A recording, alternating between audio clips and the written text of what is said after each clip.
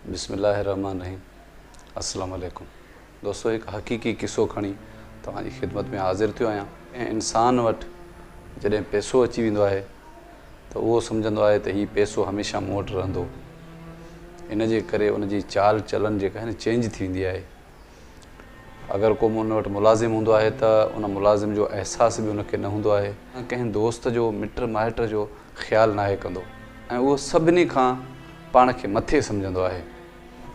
हिकिड़ो अमरा हुयो, उनखे ओचिते पैसा अची विया।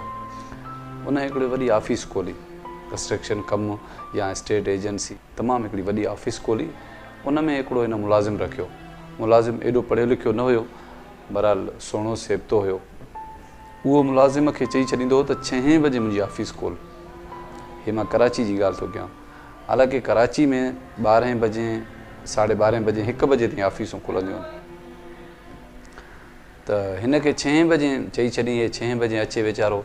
उहो शीशनि खे साफ़ु करे, टेबलूं साफ़ु करे, कूलर पाणी जो भरे ऐं ॿियो जेको बि कमकार आहे माना सॼो सेटअप कंदो आहे। फाइलनि खे छंडे वरी चांहि पी 5 मिंट वरी हुनखे सोफ़े ते जो सुम्हंदो हो त हुनखे निंड अची वेंदी।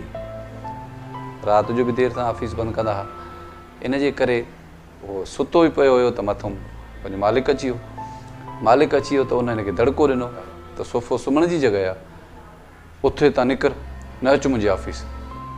हुन चयो साईं सुबुह जो 6 बजे अचां थो, राति जो 12 बजे ताईं तव्हां सां हूंदो आहियां, अधु कलाकु रस्ते में लॻी थो वञे, मानी खाईंदे मूंखे राति जो 1 थी थो वञे, मुंहिंजी निंड बि पूरी नथी थिए। चई वञी निंड पूरी कर घर, बसि न आहे ज़रूरत तुंहिंजी। हिनखे कढी छॾी। हे मसवाड़ी वीचारो वेठल हुयो, अची परेशान थियो। घर वियो, घरवारी सां हाल वाल कई। घरवारी चयो अलाह मालिक आहे, परेशान न थी, मुंहिंजो रब वॾो करीम आहे, को मसइलो कोन्हे। असांजे पाड़े में आहिनि, उहे बि कंहिं ऑफ़िस में कमु कंदा आहिनि, वरी उन्हनि खे ॾिस। हीअ वञी उन्हनि सां मिलियो, उहो पंहिंजी ऑफ़िस वठी वियो, उते CV बि जमा कराई, पर उन्हनि ऑफ़िस वारनि चयो वैकेंसी कोन्हे। हीअ उन ऑफ़िस में जॾहिं वियो कंहिं दोस्त जे वास्ते सां, त उते ॾिठईं त जॾहिं मानी जो टाइम थियो त सभु हेठि लही विया बिल्डिंग खां, वञी मानी खाई आया। उन बिल्डिंग में मानी खाइण, चांहि पीअण जी का बि सहूलियत न हुई। हे सॼो माहौल ॾिसी आयो ऐं उते पंहिंजे दोस्त खे चयईं त शाम मां तोसां ज़रूरु चांहि पीअंदुसि, जेको हिनखे ऑफ़िस वठी वियो, नौकिरी वठी ॾियण लाइ। उन सां वञी हक़ीक़त कयईं। उहो शाम जो उनखे ॿाहिरि कढी वञी होटल ते हाल वाल कयईंसि। चई यार हिकिड़ी ॻाल्हि ॿुधायां, मुंहिंजी घरवारी टॉप जी बोरचियाणी आहे। अगरि जे तुंहिंजो ऑफ़िस वारा माण्हू मूंखां मानी ख़रीद कनि त वेले ते मां मानी ॾेई सघां थो। हुन चयो यार इहो त ज़बरदस्तु आहे, इहो थी सघे थो। ऑफ़िस वारा वॾो पंहिंजो टाइम बचाइण जी कोशिशि कंदा आहिनि ऐं AC खां ॿाहिरि निकिरी वरी कंहिं होटल ते मानी खाईंदा आहिनि या कंहिं ठेले तां बिरयानी खाईंदा आहिनि। ॾाढो उन्हनि खे ॾुखियो लॻंदो आहे। चईं बहरहाल सुभाणे मां तव्हांजी मीटिंग करायां थो। हे वरी उनखे ऑफ़िस सुभाणे ते वठी वियो, सभिनी खे विहारे। चईं यार हीउ माण्हू जेको आहे त तमामु सुठो बोरची आहे। ऐं हीअ लिस्ट बि खणी वियो, मतिलबु इहा सॼी लिस्ट ठाहे 7 ॾींहंनि जो खणी वियो लिस्ट। सभिनी जो डन आहे। बाबा वठंदे घणो? हुन चयो 150 रुपया। हिकु माण्हूअ खां 150 रुपया वठंदो। वरी हुननि चयोसि यार सोच, ईअं न त तूं उतां मानी खणी अचें, वरी हिते तोखे बचत बि न थिए, किराया भाड़ा बि आहिनि। हुन चयो साहिबु मां 150 वठंदुसि तव्हां खां जेको थी सघे, जीअं बेरे खे टिप ॾींदा आहियो त मूंखे टिप ॾेई सघो था। बहरहाल उन ॾींहं ते जुमो हुजे त जुमे जे ॾींहुं हे बिरयानी खणी वियो। बिरयानी में आलू वग़ैरह मतिलबु छोला ॿोला विझी ॾाढो चटणी बटणी ठाहे खणी वियो। हिन जे ऑफ़िस में उन ॾींहं ते 25 बॉक्स बिरयानी जा खपी विया। हेठि फ्लोर वारनि बि चयो त असांखे बि सुभाणे आणे ॾियो। त वरी मानी जो स्टार्ट थियो। बहरहाल अलाह जी महिरबानी सां तमामु उनखे गंज थी वियो। डेली जे हिसाब सां उनखे माना 2-3 हज़ार रुपया सेल थियणु लॻी। त उन में कुझु ख़र्चु हुयो, कुझु हिन जी बचत। हिन जो तमामु ज़बरदस्त कारोबार थियणु लॻो। इहो सिलसिलो हिन जो हलंदो रहियो। इन जा ग्राहक 1, 2 डेली 5 वधंदा रहिया। पहिरें ॾींहं ते हिननि जेको देॻड़ो वरितो उहो बि पाड़े वारनि खां वठी करे हिननि बिरयानी जो स्टार्ट कयो। अलाह जी महिरबानी सां हिननि जो कमु वधंदो वियो। हिननि आख़िर देॻ पचाइणु शुरू कई। देॻ हिकिड़ी डेली ॿाहिरों पचराए अची उन में घर में पैक करे वरी मोटरसाइकिल ते विझूं, खणी वञी ऑफ़िस पहुचाए पियो अचे। 12:15 बजे 12 बजे निकिरी पियो वञे। उते कलाकु सवा हिनखे लॻे पियो। ऑफ़िस में सॼो विरहाए मोटी अची, कुझु महीने ते खणंदा हुया, कुझु कैश ते।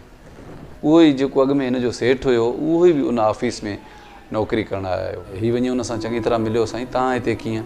चई यार मुंहिंजो कारोबार सॼो हेॾे होॾे थी वियो, ऑफिसूं खसिजी वियूं, मसवाड़ कंध में पइजी वई, प्रोजेक्ट में मूंखे ॾाढो धकु अची वियो, पैसा कोन्हनि। हाणे हिते मां जेको आहे त जॉब कयां थो, अलाह मालिक आहे, ॿार फ़िलहालु ॻोठु मोकिले छॾिया आहिनि। हू वीचारो ॾाढो हैरान थियो, हुन चयो साईं तुंहिंजी वॾी गाॾी हूंदी, तुंहिंजी वॾी ऑफिस, ऐं हिन तूं नंढे ऑफिस में 20-25 हज़ार ते तूं ड्यूटी थो करें, तुंहिंजा ॿार आईफोन इस्तेमालु कंदा, हे तूं कीअं हली सघंदे? हुन चयोसि यार बसि शायदि मूंसां को तुंहिंजो पारातो विड़ी वियो, जंहिं ॾींहुं तोखे मूं चंबो आयो, तोखे ॿाहिरि कढियो, उन ॾींहंनि खां पोइ मुंहिंजी तबाही शुरू थी वई। हिन चयोसि न साहिबु, तुंहिंजो चंबो ई त मूंखे अॼु सुठे मक़ाम ते खणी आयो, ऐं तुंहिंजो धिको ॾेई कढणु त अॼु मूंखे पंहिंजे पेरनि ते उन बीहारियो। मां तोखां नाराज़ न आहियां। तंहिं महिल तकलीफ़ बि थी हुई, रोअण बि आयो हुयो त शायदि मां किरायो कीअं भरींदुसि। इहो ई सोचां पियो त मुंहिंजा बच्चा जेके 2 वक़्त जी मानी खाइनि था कीअं खाईंदा, मसवाड़ कीअं भरींदुसि। अलाह पाक मूंखे एॾो रस्तो ॾेई छॾियो आहे, अॼु मुंहिंजी 10-15 हज़ार रुपया डेली सेल आहे, ऐं मां 2-3 ऑफिसनि खे मानी मंझंदि जो पहुचाईंदो आहियां।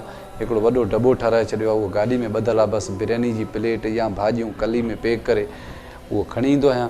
सुठनि ऑफिस वारनि खे ॾींदो आहियां, बैंक खे ॾींदो आहियां, स्टेट एजेंसी वारनि खे, मतिलबु सुठनि इदारनि खे मानी पहुचाईंदो आहियां। साहिबु तव्हां मुंहिंजे तरफ़ां जेसिताईं तव्हां पंहिंजे पेरनि ते बीही वञो त मां तव्हांखे हर रोज़ु हिकिड़ो बॉक्स फ्री ॾींदुसि, तव्हां मानी खाओ, तव्हां टेंशन न वठो। अगरि तव्हांखे ज़रूरत पए त तव्हांखे मां राति जो बि पहुचाईंदुसि। बहरहाल हुन माण्हूअ जे अखियुनि में ॻोढ़ा अची विया त वक़्तु खे सलाम आहे। दोस्तो हिन कचहरी जो मक़सदु इहो आहे त इंसान वटि जॾहिं पैसो अची वेंदो आहे न, उहो पाण खे सभिनी खां वधीक सुठो ऐं आला सम्झणु शुरू थींदो आहे। पर अलाह जे अॻियां जेको पैसो अलाह ॾेई सघे थो उहो खसे बि सघे थो। तव्हांखे पैसो अलाह ॾिए थो ऐं उन महिल तव्हांजे रवैयनि जो इम्तिहान शुरू थींदो आहे त तव्हां माण्हुनि सां रवैया कहिड़ा था रखो। अगरि तव्हांजा रवैया मुहबत भरिया आहिनि, इख़लाक़ भरिया आहिनि, तव्हांजी ज़बान सुठी आहे, तव्हांजी नीयत भली आहे, यकीन कयो त इहो पैसो तव्हांजी 7 पीढ़ियुनि ताईं काफ़ी आहे ऐं हलंदो रहंदो। छो जो तव्हांजी नीयत खे ॾिसी तव्हांजो नसुल उहो तव्हां जहिड़ी नीयत रखंदो, तव्हां जहिड़ो तरीक़ो रखंदो, तव्हां जहिड़ो मिठड़ो ज़बान रखंदो त अलाह पाक उन्हनि जे नसुलनि जे बि पैसे खे बि बचाईंदो ईंदो। तव्हांजे नेकिन जे बदिले अलाह पाक तव्हांखे हिन ज़माने में ख़ुशियूं ॾींदो रहंदो।